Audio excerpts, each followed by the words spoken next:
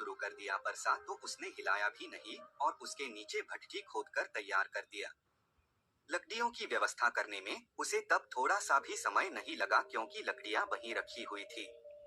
उसने उन लकड़ियों को उठा लिया और उस भट्ठी में आग जला दी। परसा में चावल डाला, पानी डाला और बस कुछ ही समय में चावल पक करके तैयार हो गए। वह कलियुग का व्यक्ति कितना दिमाग वाला था, उसने कुछ भी नहीं किया, परसा के नीचे भट्ठी खोद दी और उसमें आग जला दी।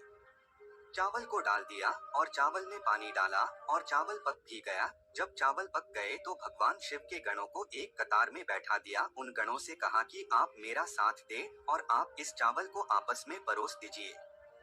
भगवान शिव के 4 विशाल गण चलते हैं और उन चावलों को बाल्टियों में भर भर के सभी गणों को परोस दिया। तब कलियुग कहता है कि अब आप सब भोजन कर सकते हैं। भगवान शिव के सभी गण खुशी खुशी भोजन करते हैं। कलियुग का मनुष्य उन 4 शेष बचे गणों को भी भोजन कराया। भोजन कराने के बाद उस परसे को साफ किया और परसा वही छोड़ दिया और उसका काम पूरा हो गया। वो अपने महाराज कलियुग के पास आया और आकर के कलियुग से कहा कि हे प्रभु, मैंने आपका काम कर दिया है। कलियुग बहुत खुश था, वह उसका पीठ थपथपाता है और कहने लगा, वहाँ शाबाश, आपने मेरी लाज रख ली, आपने मेरी परीक्षा पास कर ली। भगवान शिव और तीनों युग देखकर अचंभित रह गए। कलियुग कहने लगा कि हे भगवान शिव, अब आप निर्णय कीजिए कि हम में से बड़ा कौन है। भगवान शिव मन में विचार करने लगे और सोचकर के जवाब दिया। भगवान शिव कहते हैं कि मैंने तुम चारों की परीक्षा देखी।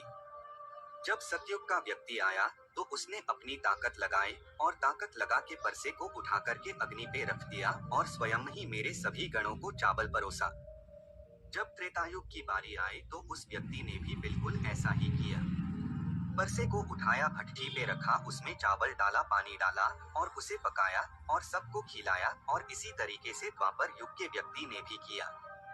परंतु तुम देखते नहीं कि मात्र 3.5 हाथ का व्यक्ति, इसकी बुद्धि देखिए, कितना विशाल परसा था, शायद उसे हिला भी नहीं सकता था। उसने उस परसे में चावल बना लिया।